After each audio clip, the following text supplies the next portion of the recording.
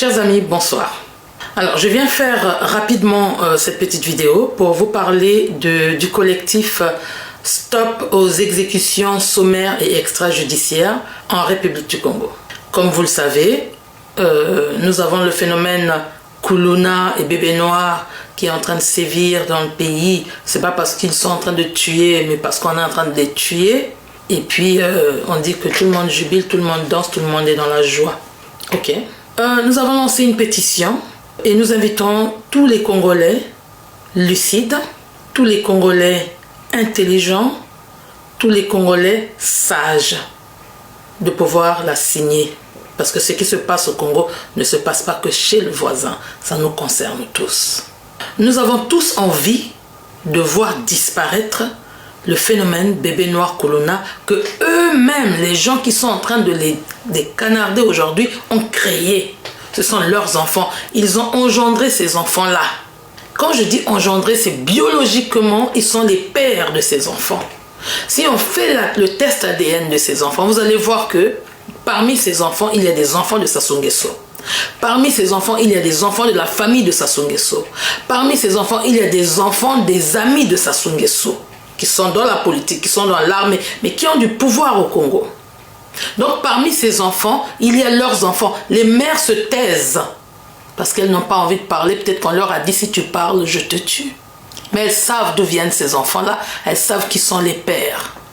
Donc les Kuluna qui nous font du mal sont en train de nous faire payer ce que la société leur a fait. C'est-à-dire que l'État les a abandonnés. C'est la responsabilité de l'État d'abord. L'État n'a pas offert de chance à ses enfants pour qu'ils grandissent dans un environnement sain et qu'ils deviennent des adultes responsables. L'État a failli. Les services sociaux congolais n'ont pas fait leur travail. Parce que si les services sociaux congolais travaillaient, il n'y aurait pas un seul enfant dans la rue. Pas un seul enfant mineur qui dormirait dans la rue. Les majeurs peuvent faire ce qu'ils veulent, ils dorment dans la rue, mais quand ils sont mineurs, qu'on leur donne l'opportunité de ne pas être dans la rue, les services sociaux seraient là pour assister les familles en difficulté. Ce n'est pas l'argent qui nous manque. Ce n'est pas l'argent qui manque au Congo pour pouvoir gérer les difficultés sociales des Congolais. C'est la volonté, le désir et l'envie. Il n'y en a pas. Alors donc aujourd'hui on nous dit il y a subitement des bébés noirs qui dérangent. Mais ces bébés noirs dérangent depuis toujours. Depuis des années, depuis qu'ils les ont créés, ils savent quand. Ils savent quand est-ce qu'ils ont commencé à utiliser ces jeunes désœuvrés, ces jeunes égarés comme outils ou instruments de terreur dans les rues. Ils savent quand est-ce qu'ils ont commencé à les utiliser comme des instruments de terreur dans la rue. Ils leur fournissent des stupéfiants. Et quand ils prennent des stupéfiants, ils ne sont plus eux-mêmes, mais ils n'ont aucune conscience. Ils peuvent tuer, ils ne savent pas, ils ne sont plus eux-mêmes. Ce sont leurs enfants, ce sont leurs instruments, ce sont leurs outils de terreur. Et donc c'est aujourd'hui, à la veille des élections, que Sassou Nguesso comprend que tiens, les bébés noirs dérangent, il faut les tuer. Mais pourquoi ne pas les arrêter, puisque ce sont des criminels? Pourquoi ne pas les arrêter et les remettre aux mains de la justice pour que la justice joue son rôle? Pourquoi mettre des institutions et quand on n'a pas foi en ces institutions? Vous avez le ministère de la Justice avec des juristes qui dépendent de ce ministère. Que font ces juristes? Quel est le rôle de ces juristes? Si vous leur retirez le droit de juger les crimes, quel est leur rôle alors? Donc ces enfants-là, ils sont criminels, avérés, ok. Nous ne discutons pas sur ça. Quand nous parlons, nous ne discutons pas sur le degré ou le niveau de criminalité de ces enfants. Nous ne discutons pas de ça. Donnez-les à la justice et la justice va déterminer leur culpabilité. La justice va déterminer leur degré de responsabilité dans les crimes commis. Nous ne discutons pas de ça. Ces enfants-là, tout enfant au monde, et moi je suis une mère. Donc tout enfant au monde est une bouteille vide que les parents, la société doivent remplir. Ces enfants-là sont nés comme des bouteilles vides. Vous les avez remplis avec quoi? Quand vous remplissez une bouteille, vous devez boire dedans. C'est ce que ça veut dire. Quand vous avez un enfant, c'est une bouteille vide que vous avez entre vos mains. Vous devez remplir cette bouteille vide avec le liquide que vous voulez. Vous voulez mettre de la ciguë, c'est votre problème. Vous voulez mettre de l'acide, c'est votre problème. Vous voulez mettre de l'eau, c'est votre problème. Vous voulez mettre du sable, c'est votre problème. Liquide ou solide, ce que vous voulez mettre dedans, c'est votre problème. Mais sachez juste que à la fin de tout cela, vous devez boire de cette bouteille-là. Vous ne boirez pas d'une autre bouteille. Vous boirez dans la même bouteille que vous avez remplie. Et donc, c'est bébé noir. Vous avez rempli cette bouteille. Ces bouteilles que sont devenus les bébés noirs, vous avez rempli avec ce qu'il y a dedans. Et les enfants viennent, vous devez boire. Nous devons boire. Nous, les parents, nous devons boire. C'est ce que nous buvons aujourd'hui. Ce que nous avons mis dans les bouteilles bébés noirs, dans les bouteilles des enfants, là, qu'on appelle maintenant bébé noir Kuluna, c'est ce que nous buvons aujourd'hui. Donc, l'État a failli. La cellule familiale a failli. Et vous condamnez la bouteille. Pourquoi tu es rempli de ciguë? Pourquoi tu es rempli d'acide? Vous condamnez la bouteille. Mais pourquoi vous ne condamnez pas aussi la personne qui était chargée de remplir la bouteille? Pourquoi vous laissez la personne qui était chargée, disons les personnes qui étaient chargées de remplir la bouteille, pourquoi vous les laissez en liberté? Pourquoi vous ne les embêtez pas? Vous êtes en train de casser les maisons des familles. Ok, quand est-ce qu'on va casser les têtes des hommes politiques? Parce que tout part de là. Tout part de là. Donc on casse les maisons des familles. On tue les enfants et les hommes politiques responsables. Qu'est-ce qu'on en fait? Qu'est-ce qu'on en fait? Parce que la responsabilité n'est pas que de la cellule familiale. La responsabilité incombe à l'État aussi. Parce que les enfants du Congo sont la responsabilité de l'État, qu'on le veuille ou non. L'État a la responsabilité de ces enfants dès qu'ils naissent jusqu'à ce qu'ils deviennent eux aussi acteurs dans la société. C'est la responsabilité de l'État de les nourrir, de les élever, de les éduquer. N'est-ce pas? Donc la santé doit être assurée pour ces enfants-là. La nourriture doit être assurée pour ces enfants-là. Le logement doit être assuré pour ces enfants-là. Est-ce que l'État a fait tout cela? A logé ces enfants dans des bonnes conditions? A permis que ces enfants soient éduqués dans des bonnes conditions? A permis que ces enfants-là mangent dans les bonnes conditions? A permis que ces enfants-là aillent à l'école dans des bonnes conditions et étudient? Est-ce que l'État a permis? Parce que ça, ce sont des obligations régaliennes. Ce ne sont pas des obligations que des parents. Ce sont des obligations de l'État d'abord. Est-ce que l'État a permis? Non, l'État n'a pas permis. Donc la bouteille est remplie avec ce que nous avons mis dedans et aujourd'hui on condamne la bouteille. Alors là, nous sommes de très mauvaise foi. Nous sommes de très très mauvaise foi. Alors de très mauvaise foi. Nous voulons tous que ce phénomène soit éradiqué. Nous sommes tous d'accord et moi je pense que je suis parmi les premières personnes à vouloir que ce phénomène soit éradiqué. Parce que nous avons tous pleuré à cause de ça. Mais comment vous allez éradiquer ce phénomène?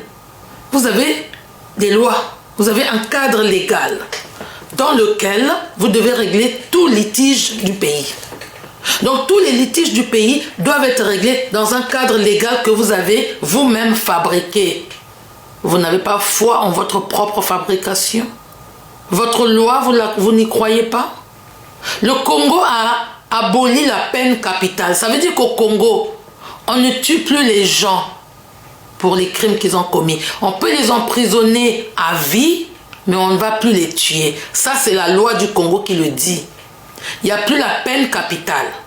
Donc, d'où vient qu'on ramasse les enfants qui sont criminels, certes, on les prend et on va les tuer. On ne les tue pas en cachette, mais on vient, on rassemble le quartier et on les tue devant les gens pour traumatiser les gens. Alors, le but de cette opération, ce n'est pas seulement d'éradiquer les bébés noirs, parce que s'ils voulaient éradiquer les bébés noirs, dès les premiers cris, dès les premiers pleurs, ils l'auraient fait. Dès les premiers cris des citoyens, ils l'auraient fait. Dès les premiers pleurs des citoyens, ils l'auraient fait parce que les gens ont pleuré, les gens ont crié. Les gens ont demandé de l'aide pendant des années. Là, nous allons vers les élections.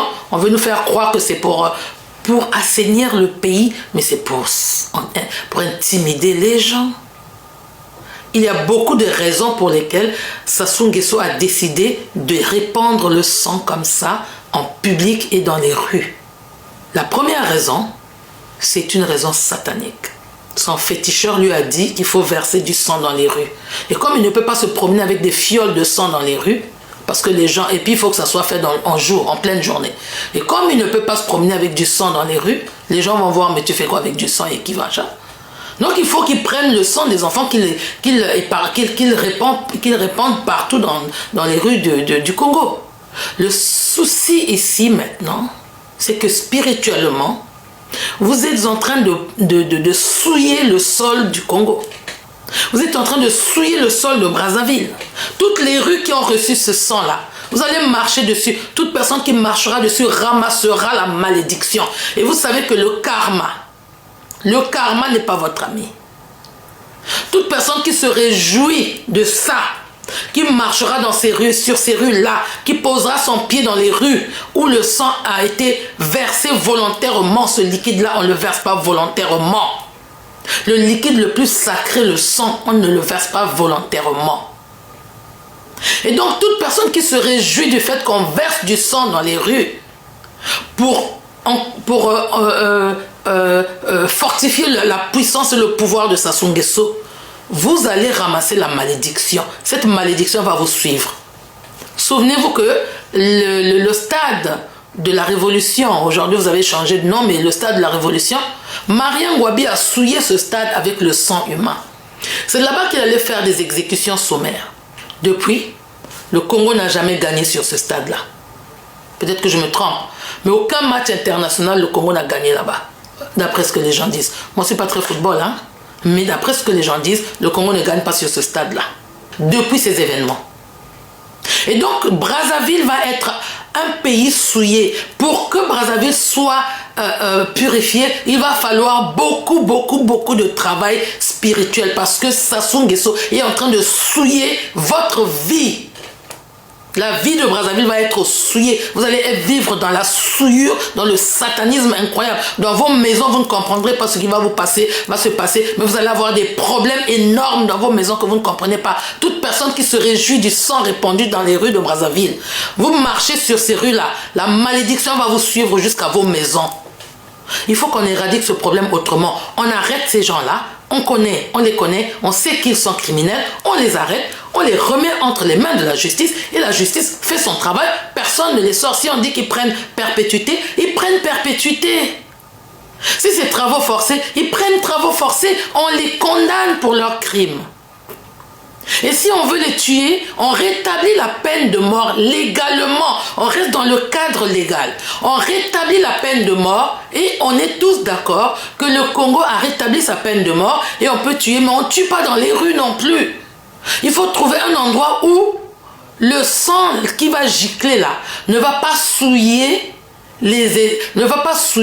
la tranquillité spirituelle du pays ou bien de la ville. Parce que répandre le sang volontairement, c'est un crime impardonnable. Hein? Aux yeux du Créateur, c'est un crime impardonnable. Il n'y a pas de sacrifice que vous pouvez faire pour qu'on vous pardonne ce crime-là. Quand vous répandez le sang, c'est un crime impardonnable, volontairement. C'est un crime impardonnable. Et quand le jour du karma viendra, sachez que le karma ne fait pas de gros, il fait du détail. Il n'y a pas de, bon, il a fait sans péché et donc on va faire en gros. Il n'y a pas de gros. Tu vas payer chacun de tes actes, tu vas les payer un à un, au degré et au volume que tu as donné.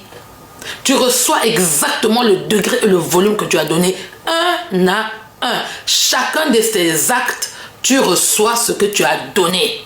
Donc le karma n'est pas l'ami de quelqu'un. Sassou Nguesso fait semblant d'ignorer le karma, mais il sait que le karma viendra.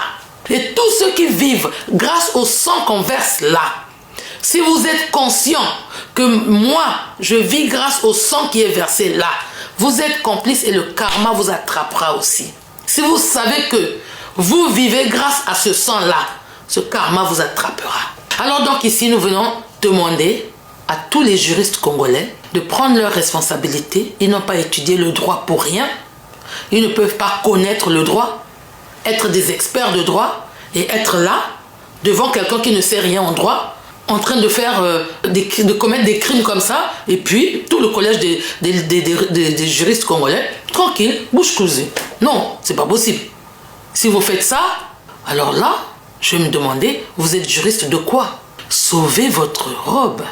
Honorez votre robe. Honorez vos doctorats. Honorez vos diplômes. honorez vos statuts. Si vous voulez qu'on continue à vous respecter, prouvez que vous êtes vraiment des juristes. Prouvez-le. C'est maintenant qu'il faut le prouver. Le peuple congolais a besoin que vous prouviez que vous êtes vraiment des juristes. On ne peut pas continuer à tuer dans les rues comme ça. Tous ceux qui savent où se trouvent les Kuluna, puisqu'on a dit qu'il faut dénoncer, vous dénoncez à la justice. Vous dénoncez à la justice et la justice les prend, les emmène. Si c'est la police, si c'est la gendarmerie, si c'est quoi, on les emmène à la justice. Et donc ce qu'on demande aussi à tous les Congolais, parce que les disparitions vont pleuvoir, les gens vont disparaître.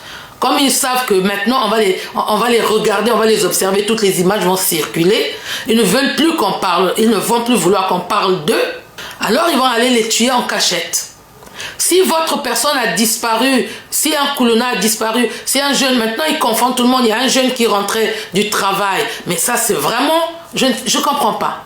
Un jeune rentrait du travail, un contrôleur de bus. Les contrôleurs de bus, donc les chauffeurs de bus et contrôleurs, ils travaillent tard. Donc il finit le travail, il rentre chez lui. Parce qu'il portait une boucle d'oreille et il marchait dans la rue, on l'arrête et on dit qu'il est Kuluna et puis on l'exécute. Les juristes, nous vous interpellons. Même s'il était Kuluna, vous l'avez arrêté, il est inoffensif à ce moment-là devant vous. Vous avez les armes, il n'en a pas. Vous lui mettez les menottes et vous allez le mettre en prison. Pourquoi le tuer? Pourquoi tuer? Est-ce qu'on serait en train de tuer les Kuluna pour les empêcher de parler? Parce qu'ils savent des choses qu'ils devaient dire? Parce qu'ils allaient dire qui les envoie? Et donc comme on ne veut pas qu'ils parlent, on ne veut pas qu'ils dénoncent que c'est le président de la République qui nous envoie, c'est le ministre de la Justice qui nous envoie, c'est je ne sais pas qui nous envoie. Comme on ne veut pas qu'ils en parlent, qu'ils disent la vérité, qu'ils dénoncent, alors on les fait taire. On les fait taire. Et nous interpellons les juristes congolais. Ils font la soustraction des témoins. Ça, c'est la soustraction des témoins qui savent des choses. Parce que ces petits Kuluna-là, s'ils ne savaient rien, on ne les tuerait pas comme ça. Ils sont des criminels, oui, mais l'État a des lois. L'État a signé des traités au niveau international, des traités de protection des droits humains. L'État a signé des traités. Il faut qu'ils respectent. Il faut qu'ils respectent. Les traités internationaux qu'on a signés, nous devons les respecter. Tous les Congolais sont protégés par ces traités-là, qui que ce soit. Donc les Kuluna, ce sont des criminels qui doivent être jugés dans un cadre légal en tenant compte des traités que l'État congolais a signés. On ne peut pas dire aujourd'hui je décide de faire ce que je veux, mais demain je respecterai les lois. Non, non, ça ne marche pas comme ça. Ça ne marche pas. Ça ne marche pas. Et il y a autre chose qui a fait peur à ça, qui fait peur à Sassou Nguesso, qui fait qu'il commence à tuer les Kuluna juste maintenant.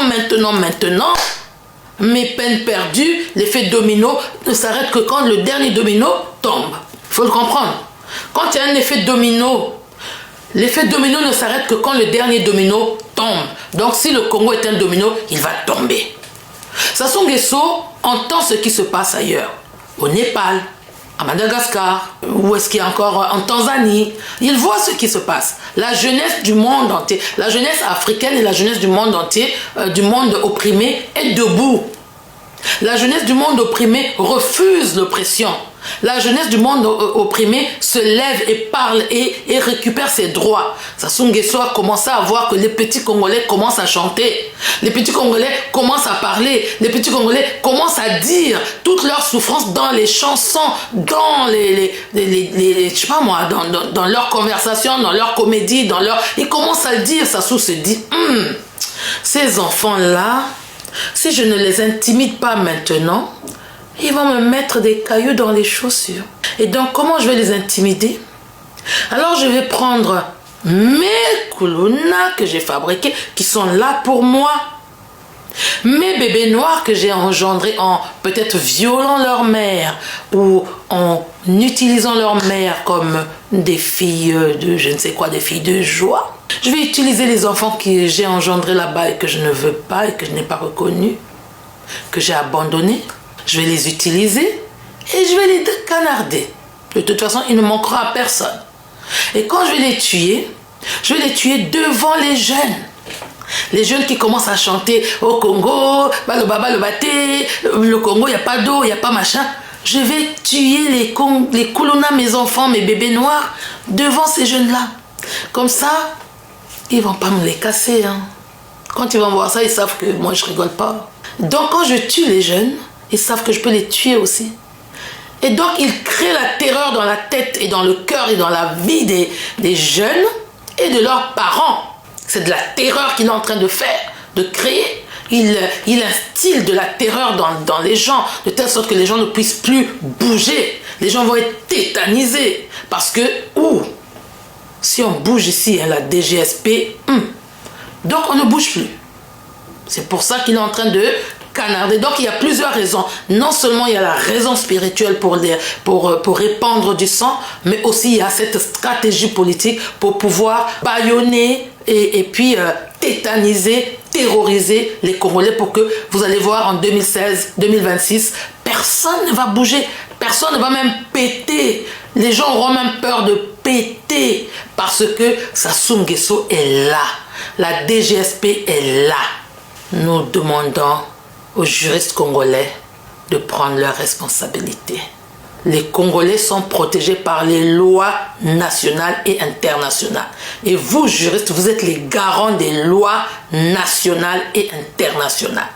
Ce qu'il nous arrive, vous êtes responsables aussi. Parce que si vous vous taisez, vous êtes complices. Si vous ne faites rien, nous allons vous tenir pour complices. Tout le barreau du Congo-Brazzaville, s'il y a un barreau national, si ça existe, moi je ne connais pas le droit, si ça existe un barreau national, donc tout le barreau du Congo, de la République du Congo, si vous nous laissez, Sassou continue à nous terroriser, nos droits bafoués, nous vous tiendrons pour responsables, co-responsables, parce que vous devez nous protéger par la loi. Vous êtes les garants de nos droits. Nous voulons qu'on éradique totalement le phénomène bébé noir. S'ils ne veulent pas le faire dans le cadre de la loi, ça veut dire qu'ils ont un autre motif. Ils ont d'autres mobiles. S'ils refusent que la loi se fasse pour eux, ça veut dire qu'il y a d'autres mobiles. La loi doit se faire pour tout le monde. Nul n'est au-dessus de la loi. Sassou n'est pas au-dessus de la loi. Sassou Nguesso n'est pas au-dessus de la loi. Même s'il se targue de dire j'ai ordonné qu'on aille massacrer dans le pool. Son frère avait dit, ou son frère, ou son père, ou son oncle, ou son grand-père. On a tué dans le pool, le ciel n'est pas tombé. Ah oui, on a tué dans le pool, le ciel n'est pas tombé.